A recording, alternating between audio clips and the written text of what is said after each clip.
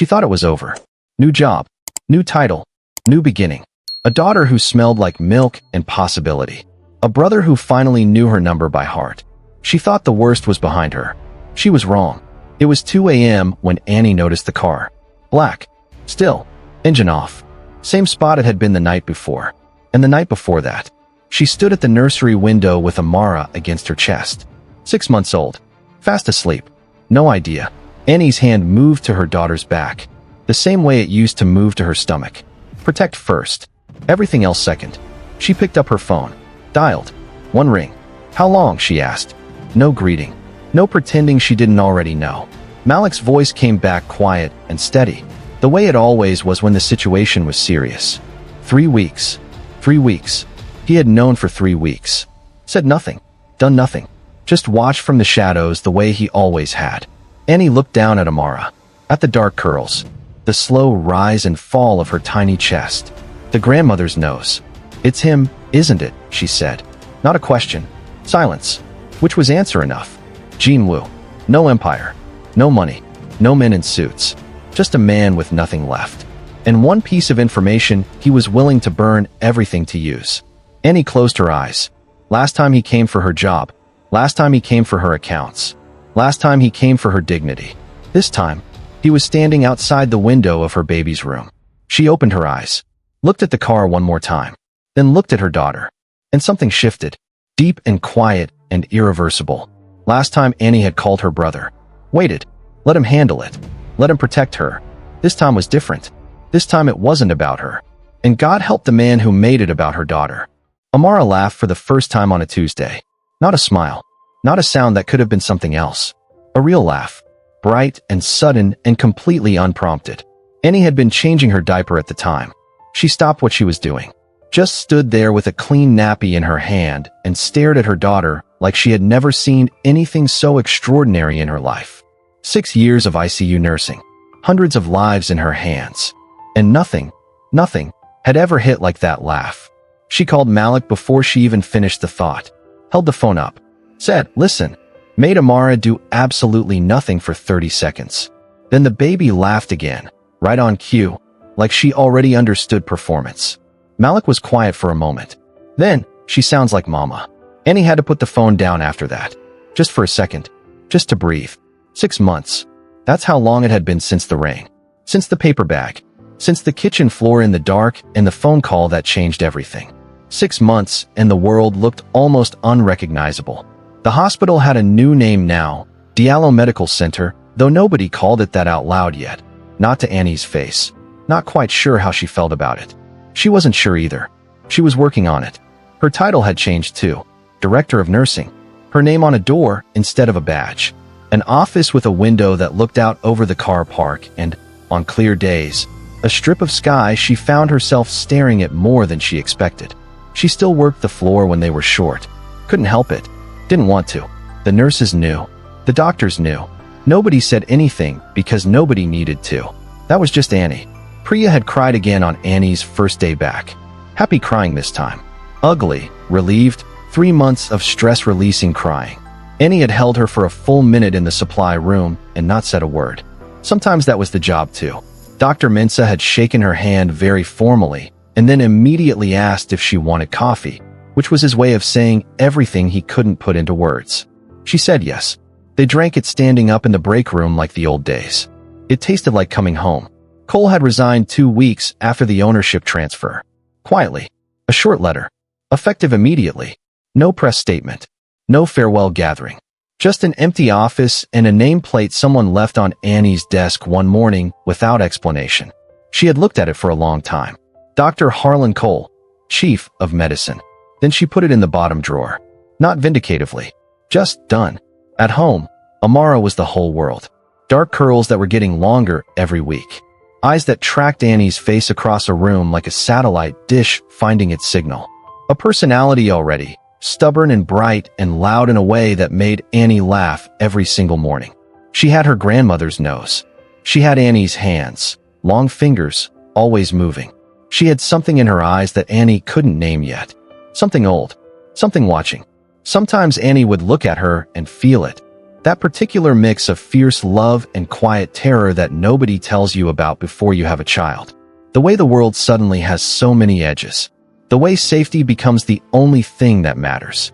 Mrs. Asante came in 3 days a week to sit with Amara while Annie worked. 61 years old. Raised 4 children of her own. Had a voice like warm bread and absolutely zero patience for nonsense. Amara adored her. Annie trusted her completely, which, these days, was not a small thing. The apartment was different too. Still the same building. Annie had refused to move. Point of pride. Point of something she couldn't fully explain. But the inside had changed. A crib in the second bedroom. A mobile above it. Little wooden animals turning slowly in the draft from the window. Baby clothes drying on a rack by the radiator. A blanket on the sofa that was always slightly damp. It looked like a life. A real one. The kind Annie had been quietly building toward for years without knowing it. Most nights she sat in the chair by Amara's crib after the last feed and just stayed there a while. Not sleeping. Not scrolling. Just being still in the dark with her daughter's breathing as the only sound in the room. Those were the best minutes of her day. She noticed the car on a Wednesday. She almost didn't. Almost put it down to nothing. A neighbor, a late-night driver, someone waiting for someone. But she had grown up in the Diallo house. She knew what a watching car looked like. She knew the particular stillness of someone who doesn't want to be seen. Black. Engine off. No plates visible from the 4th floor. She stood at the nursery window for a long time. Amara asleep against her shoulder. The city going about its business below. She told herself it was nothing. Went back to bed. It was there again Thursday. And Friday. Same spot. Same stillness. Same feeling at the back of her neck that she had learned a long time ago never to ignore. She stood at the window on Friday night with Amara warm and heavy in her arms. Looked at the car. Looked at her daughter. Then she picked up her phone. And dialed. It rang once. Malik answered before the second ring. No greeting. No, it's late. Annie, what's wrong? Just, I see it. She went still. You see it, she repeated. Black sedan. Street level. Been there since Wednesday. Wednesday. He had known since Wednesday. It was now Friday night, and she was standing in her daughter's nursery finding out. Malik, I know. How long have you? 3 weeks, he said quietly. Just like that. Flat and honest and completely without apology. Because that was Malik. He didn't dress things up. Didn't soften edges. He just told you the truth and let you deal with it. Annie closed her eyes. Pressed her free hand against the nursery wall. Felt the plaster. Cool and solid. Stayed there a moment. 3 weeks, she said. I needed to know what it was before I told you, he said. I didn't want to scare you over nothing. And now you know what it is. A pause. The particular pause Malik used when the answer was something he would have preferred not to give. Yes, he said. Amara stirred against Annie's shoulder. A small sound. A tiny fist opening and closing against Annie's neck. Still asleep. Still safe. Still completely unaware of the conversation happening 6 inches from her ear. Annie walked to the crib. Laid her daughter down slowly. Watched the small chest rise and fall. Then she walked to the hallway. Pulled the nursery door almost closed. And kept her voice very quiet. Tell me. Malik talked for 4 minutes. Not long. Not dramatic. Just the facts laid out the way he always laid things out. In order. Without decoration. With the patience of someone who had long ago made peace with difficult information. Jinwoo had been quiet since the signing. No public statement. No legal challenge. No reappearance in any room that mattered. For 3 months, he had simply vanished. Which should have felt like victory. Malik had never believed it was. Quiet men were not the same as finished men. Malik knew that better than anyone. He had spent years being both. 6 weeks ago, one of Malik's contacts, a man whose job it was to watch the people nobody else watched, had flagged a name. A researcher. Former financial investigator. The kind of person you hired not to find money, but to find history. Jinwoo had put him on retainer in December. What is he looking for? Annie asked. Another pause. Me, Malik said. Where I started. How the Diallo name became what it is. 15 years ago. Before you knew any of it. Annie leaned against the hallway wall. Looked at the ceiling. At the light fitting she had been meaning to replace for 6 months. At the ordinary, domestic, completely undramatic ceiling of her apartment. Thought about what Malik wasn't saying. About what 15 years ago meant. About the things she had chosen, deliberately and consistently, never to ask about. Is there something to find? She asked. The longest pause yet. "Yes," he said. One word. It landed like a stone in still water. Annie didn't say anything for a moment. Just held the phone. Stood in her hallway. Let it settle. She had always known, in the way you know things you choose not to examine, that Malik's world had not been built cleanly. Nobody built what he had built without leaving something behind. She had just never needed to know what that something was. Until now. "The car outside my building," she said. "That's not Jinwoo watching me." "No," Malik said. "That's mine. I put them there when I found out about the researcher." She exhaled. Not relief exactly. More like the particular feeling of a knot loosening only to find another one beneath it. "So Jinwoo doesn't know where I live." "Not yet," Malik said. And the way he said it, the weight in those two words, told her everything about how long that yet might last. They stayed on the phone a while longer. Not talking about Jinwoo. Not talking about researchers or 15-year-old history or what it all might mean. Just talking.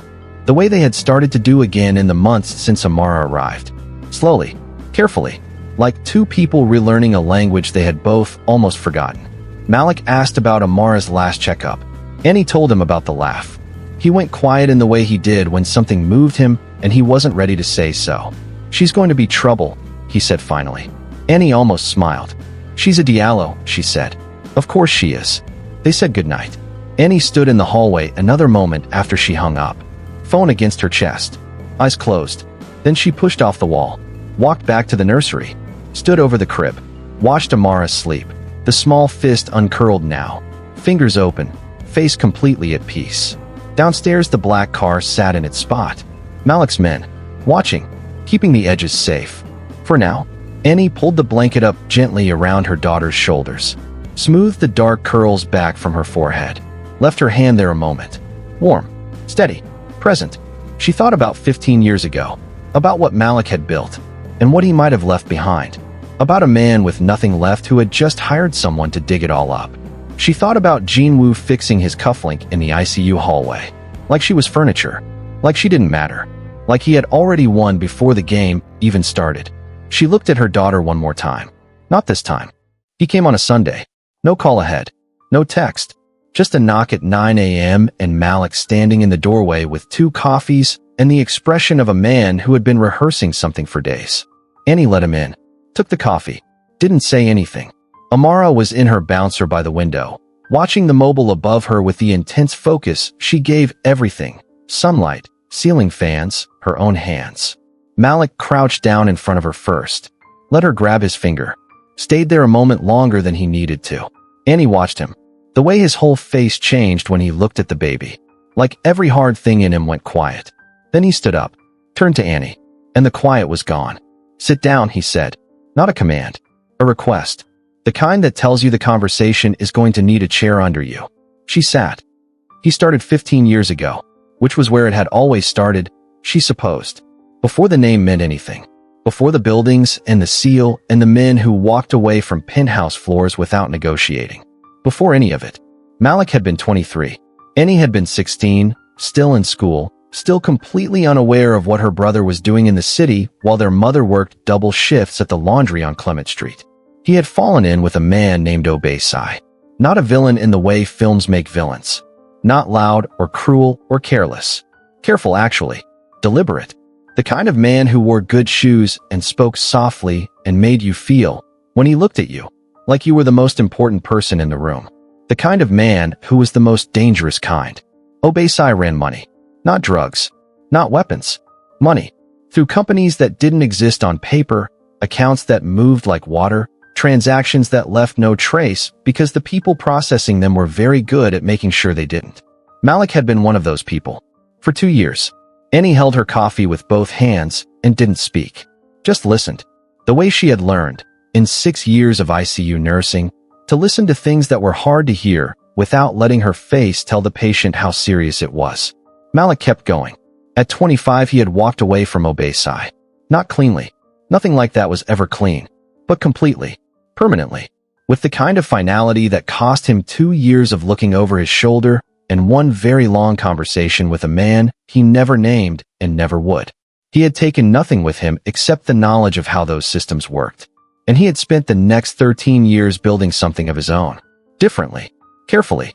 with a set of rules he never wrote down but never broke. The Diallo name had grown out of that. Out of a 25-year-old man who had done something he wasn't proud of and spent the rest of his life making sure it meant something better.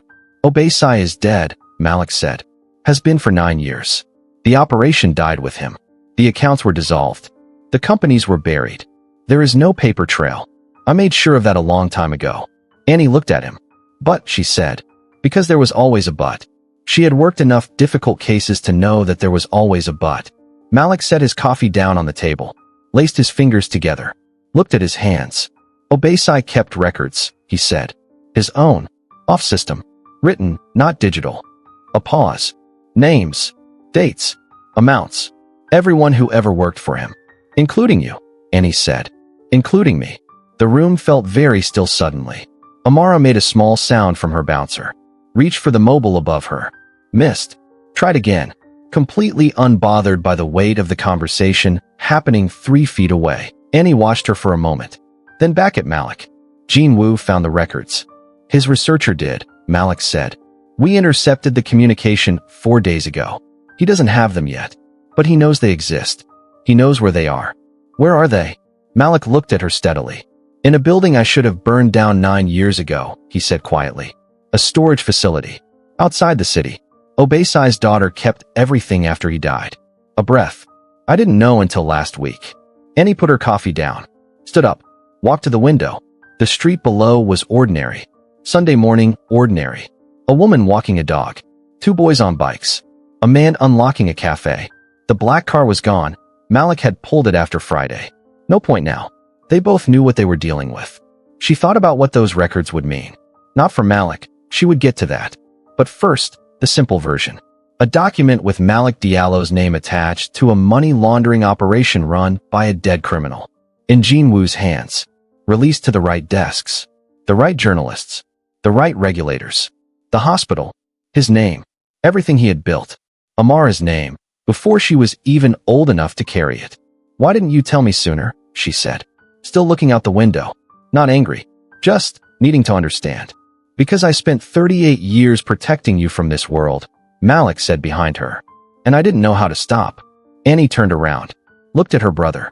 Really looked at him. At the man underneath the name. Underneath the seal, and the black cars, and the penthouse confrontations. Just a man who had made a mistake at 23 and spent 15 years trying to outrun it. And loved her enough to carry it alone for as long as he possibly could.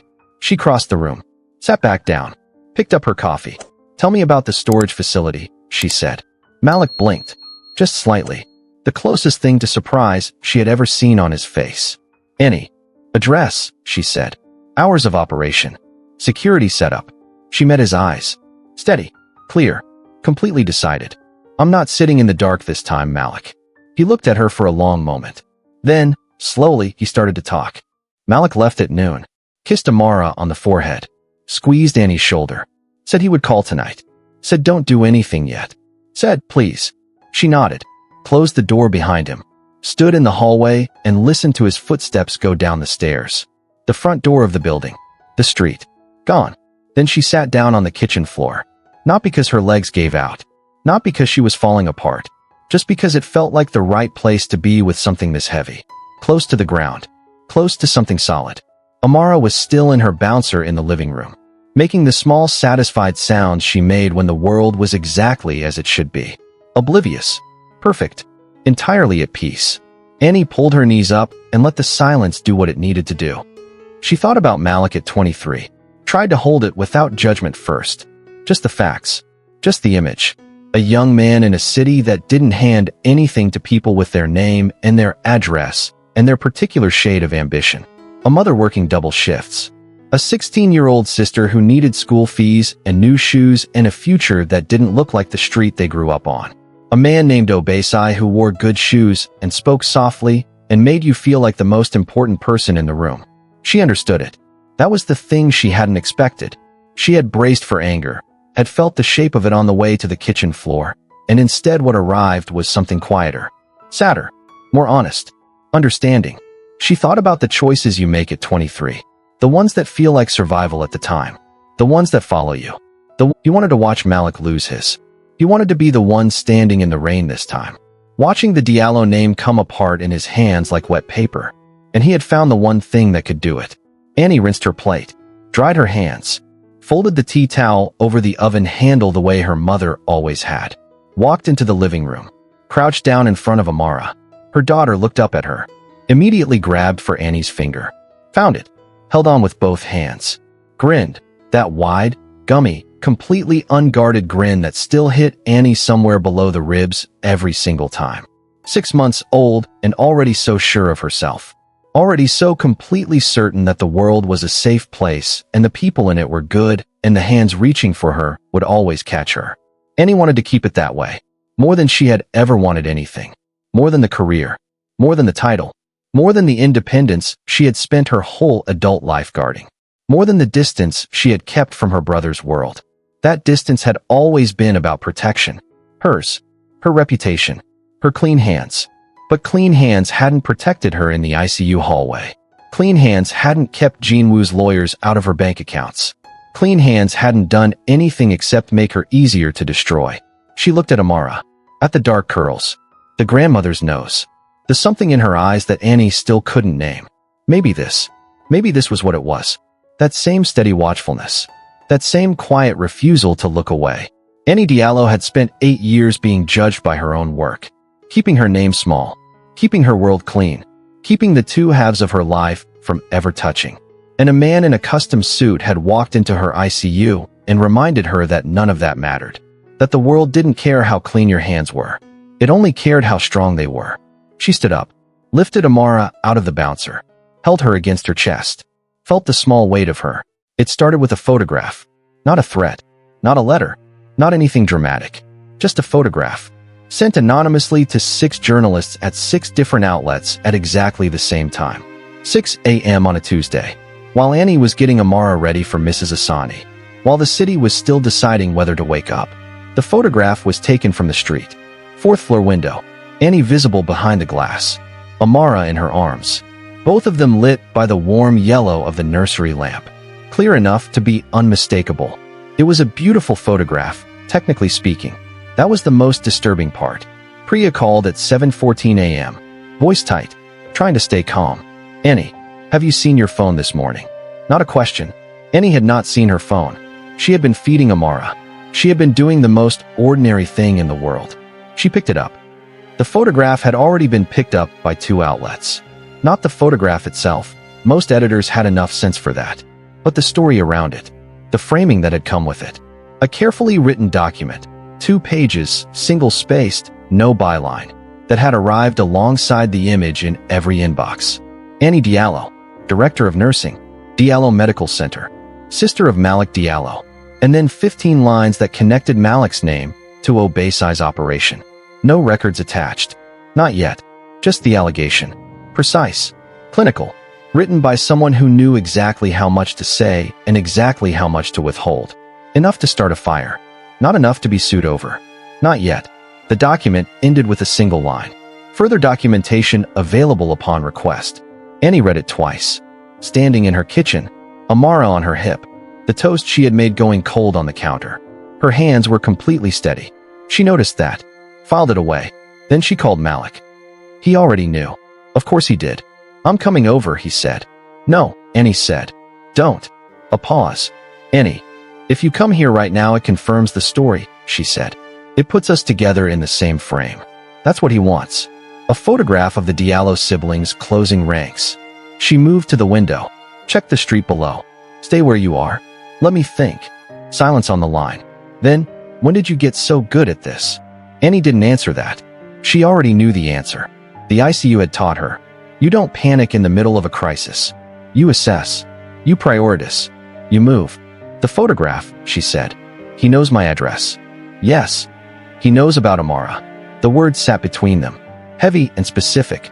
Both of them understanding exactly what it meant for a man like Jinwoo to know about a 6-month-old baby. Yes, Malik said again. His voice different now. Quieter and harder at the same time. Then the first thing is Amara, Annie said. Everything else comes after. She called Mrs. Asani next.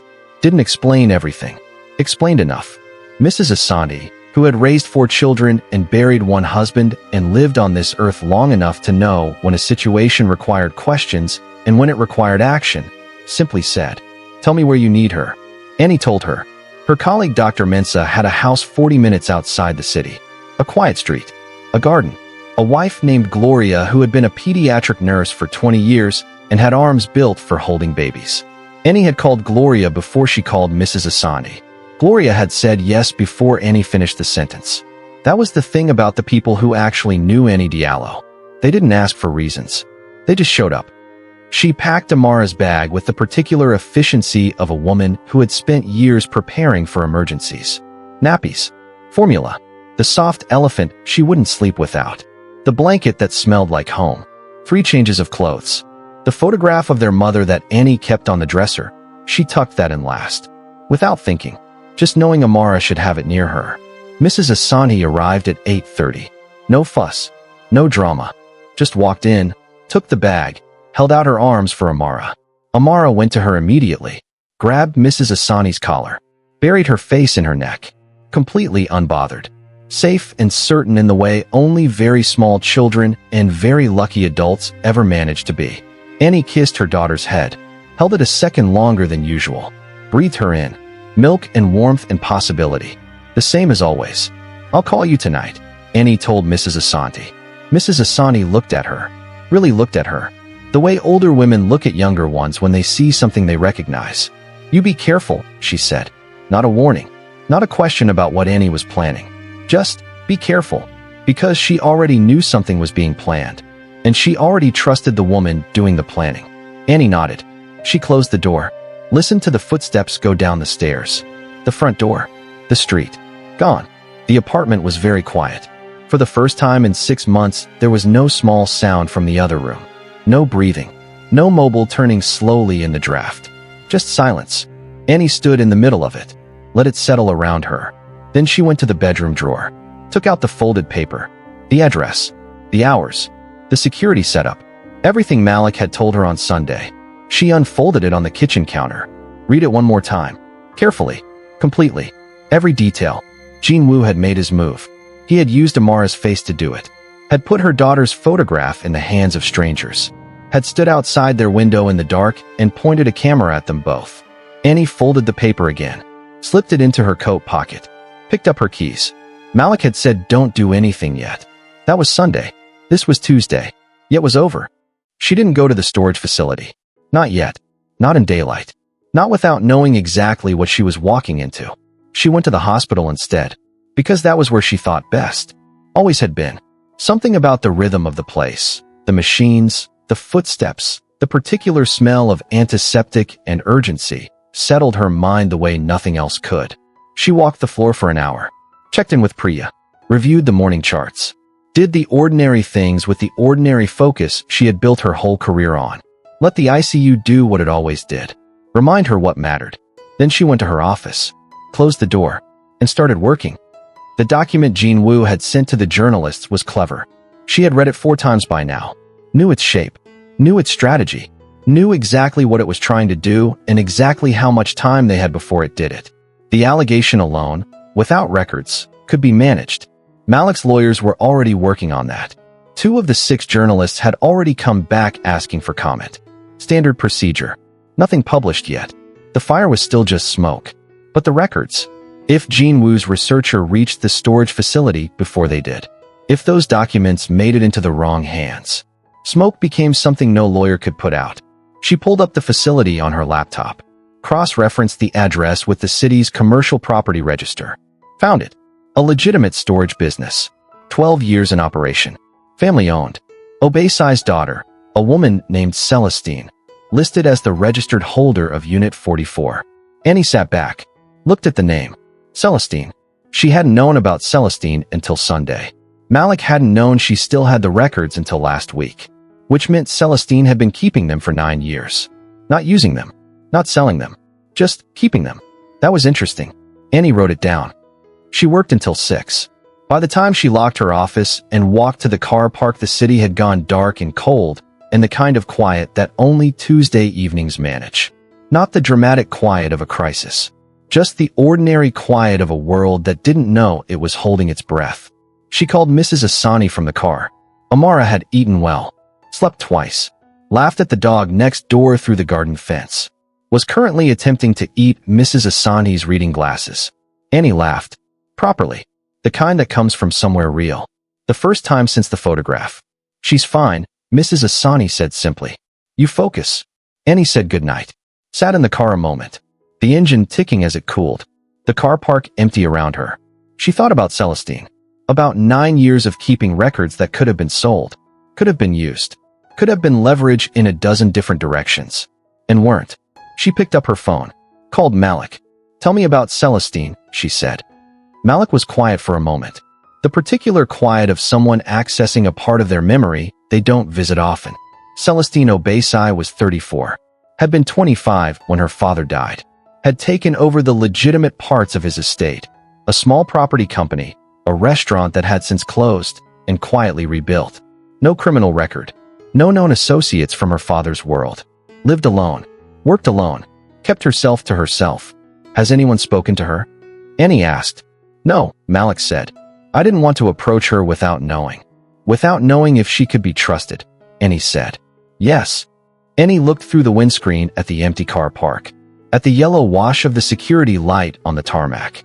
At nothing in particular.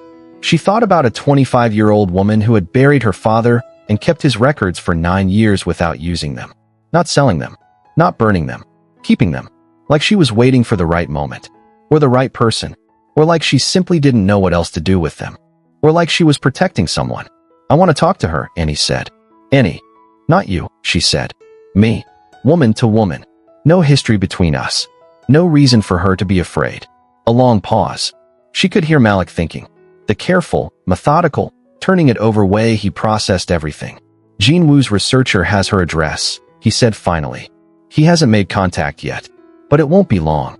Then I need to get there first, Annie said. Another pause. Shorter this time. I'll send you her contact details, Malik said quietly. Annie. I know, she said. Be careful. She started the engine.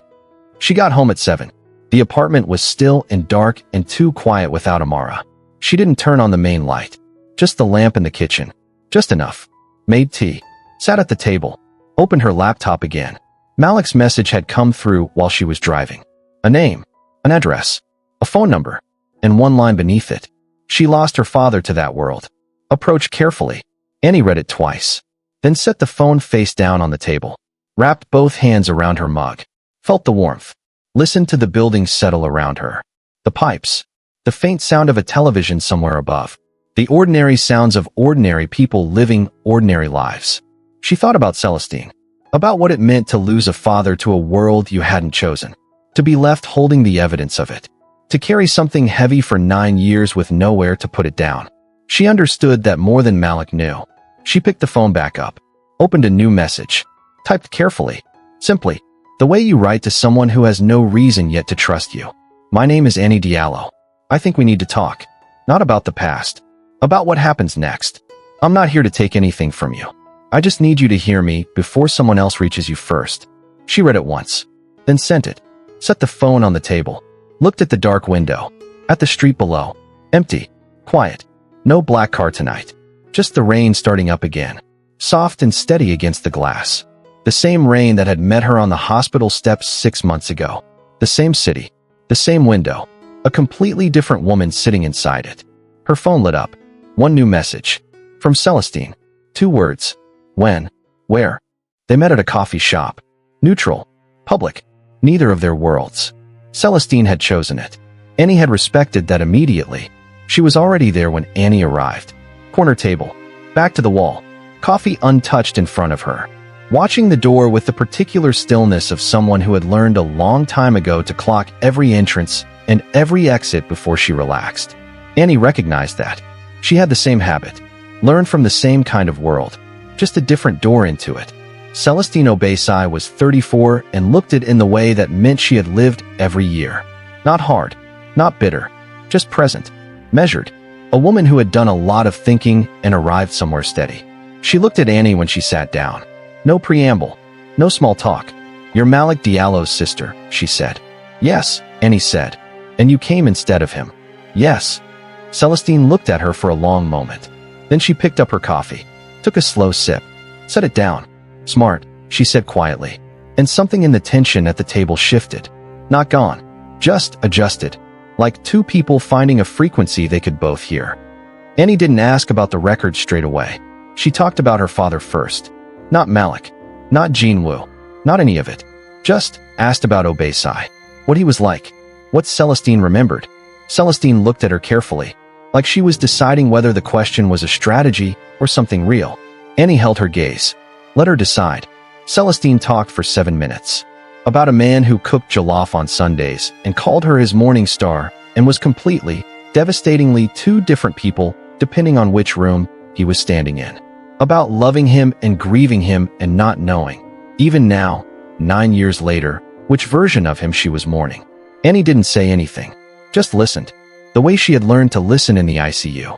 Like the person talking was the most important person in the room. Because right now she was. I kept the records, Celestine said eventually. Not to use them. I want you to know that. She turned the coffee cup slowly in her hands. I kept them because destroying them felt like destroying him. The last real proof that he existed. That his life meant something even if parts of it were wrong. Annie nodded. She understood that completely. The way grief makes you hold on to things you know you should let go. The way love and damage can live in the same box. Someone else is coming for them, Annie said. Quietly, directly, no softening. Not to preserve your father's memory. To destroy someone else's life. And everyone connected to it. Celestine didn't react. Didn't look surprised. Like she had been waiting for exactly this conversation for a long time. I know, she said. They talked for another hour. By the end of it, Annie understood 3 things. 1. Celestine had no love for the records. She had love for the memory of her father. Those were 2 separate things, and she had just never found a way to separate them cleanly. 2. Jinwoo's researcher had already been in contact. 2 days ago. An email, professional and careful, asking whether she would be willing to discuss her father's estate. Celestine had not replied, but she had known what it meant. 3. Celestine Obaisai was not afraid of Annie Diallo. Was not going to be bought. Was not going to be pressured. But she was. Annie felt this clearly, the way she felt things in patients who weren't saying everything. She was tired. Tired of holding something heavy with nowhere to put it down. Annie leaned forward slightly. What if there was another way, she said. Not destroying them. Not handing them over. Putting them somewhere they can never be used as a weapon. By anyone. Ever. Celestine looked at her. A legal archive, Annie said. Sealed. Formally. Under your name. Accessible only in the event of a criminal investigation with judicial oversight. She kept her voice steady. Not hidden. Not destroyed. Protected. On your terms. And your brother's name disappears from the conversation, Celestine said. Everyone's name disappears from the conversation, Annie said. Including your father's. A long silence. The coffee shop moved around them. A child laughing at the next table. The hiss of the espresso machine. The ordinary, beautiful noise of a world that had no idea. Celestine looked at her hands. Then out the window. Then back at Annie. You organized this yourself, she said. Not a question. The legal structure. The archive. All of it. Last night, Annie said simply. Celestine almost smiled. Just the edge of one. The kind that meant something. Your brother knows you're here? He knows I'm here, Annie said. He doesn't know about the archive. Celestine nodded slowly. Turn the coffee cup one more time. Give me until tomorrow morning, she said. Annie stood, picked up her coat, held out her hand. Celestine looked at it a moment, then took it. Firm, steady. 2 women who had grown up in the shadow of the same world without ever knowing it. Meeting, finally, in the light. Annie walked out into the cold, pulled her coat around her, stood on the pavement a moment. She pulled out her phone. Not to call Malik. Not yet. She called the lawyer she had spoken to at midnight the night before.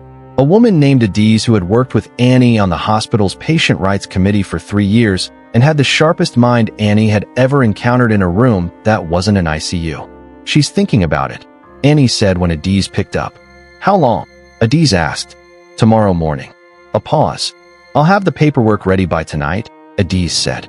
Annie thanked her. Hung up. Stood on the pavement one more second. The cold sharp against her face. The city moving around her. Everything in motion. Jinwoo's researcher was running out of time. He just didn't know it yet. Neither did Malik. Annie put her phone in her pocket and walked back to her car.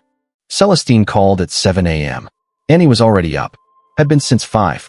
Sitting at the kitchen table with cold tea and Adi's paperwork spread in front of her like a map of everything she had built in 2 days out of nothing but clarity and necessity. Yes, Celestine said. Just that. One word. Quiet and final, and carrying 9 years of weight in it. Annie closed her eyes for exactly 1 second, then opened them. Adi's will call you within the hour, she said. She'll walk you through everything. Nothing happens without your signature. Nothing moves without your approval. I know, Celestine said. That's why I said yes. They stayed on the line a moment longer than necessary. Not talking. Just present. 2 women on either end of something that was finally, after a very long time, being put to rest. Thank you, Annie said. A pause. Take care of your daughter, Celestine said, and hung up.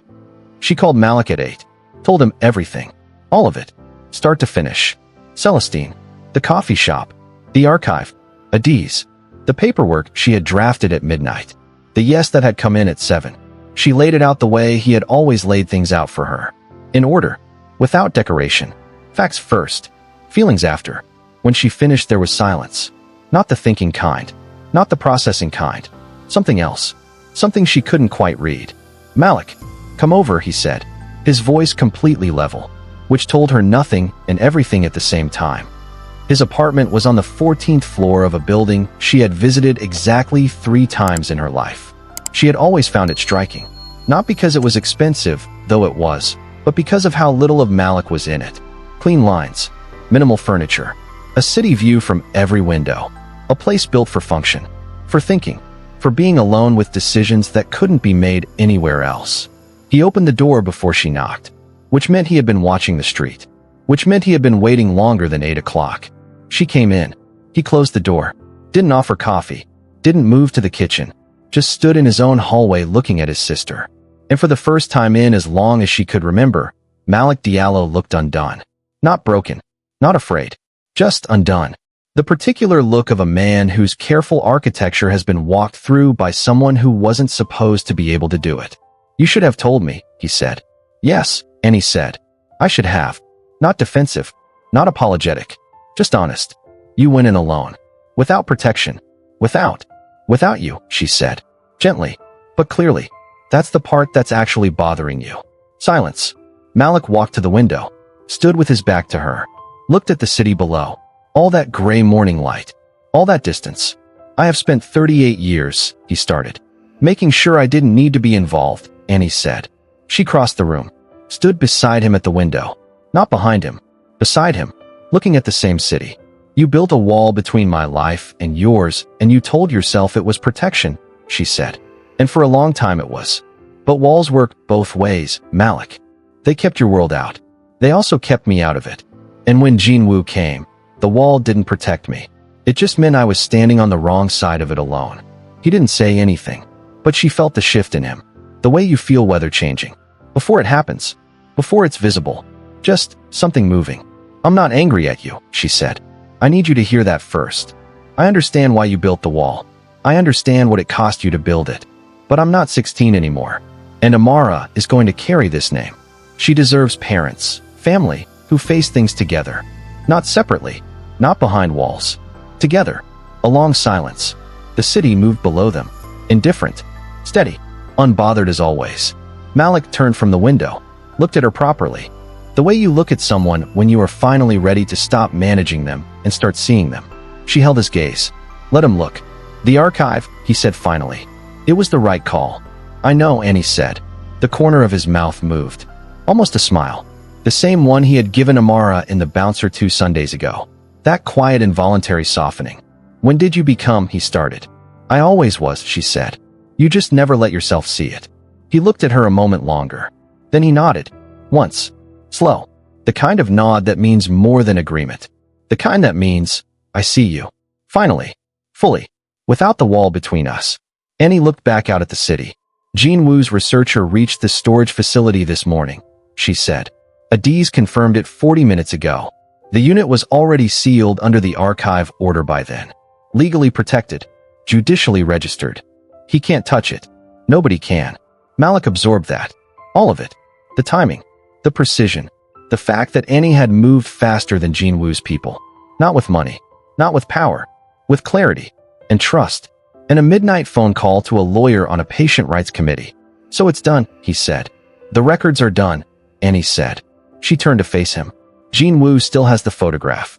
Still has the document he sent to the journalists. Still has everything he was using to start the fire. She held his gaze. But now he has no fuel, she said. An allegation without evidence is just noise. And noise is something you know how to handle. Malik looked at her for a long moment. Then at the city. Then back at his sister. Standing beside him at his window. In his world. Finally, without the wall. Looking at the same view and seeing the same things. He put his arm around her shoulders. Brief. Solid. The kind of gesture that doesn't need words. Go get your daughter, he said. Annie picked up her coat. Walked to the door. Stopped with her hand on the frame. Malik. He looked up.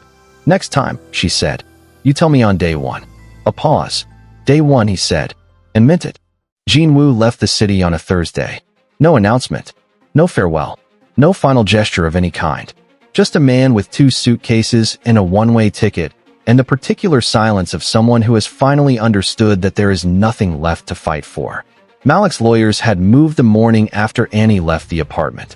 The document Jean Woo had sent to the journalists, the allegation without evidence, had been met with a formal legal response, precise and immovable, that made continuing the story more trouble than any editor was willing to absorb. 4 of the 6 had dropped it within 24 hours. The remaining 2 within 48. No records. No evidence. No story. Just noise. And noise, as Annie had said, was something Malik knew how to handle. The photograph was harder. A mother and her baby lit by a nursery lamp. Taken from the street without consent. Published without permission. Of a child. Adiz had handled that personally. With a focused efficiency that Annie suspected she had been quietly looking forward to. Every outlet that had received it. Every inbox it had landed in. Legal notices issued within hours. Takedowns filed. The 2 outlets that had run the image, briefly, recklessly, had issued retractions before the end of the week. Jean Woo had fired his researcher on Wednesday. The researcher had apparently not taken this well. Had apparently, in the process of not taking it well, provided Malik's team with a considerable amount of information about what Jean Woo had instructed him to find and how. People without loyalty, Annie was learning, were as useful to the right side as they were dangerous to the wrong one. By Thursday morning, Jean Woo had nothing. No weapon. No researcher. No story.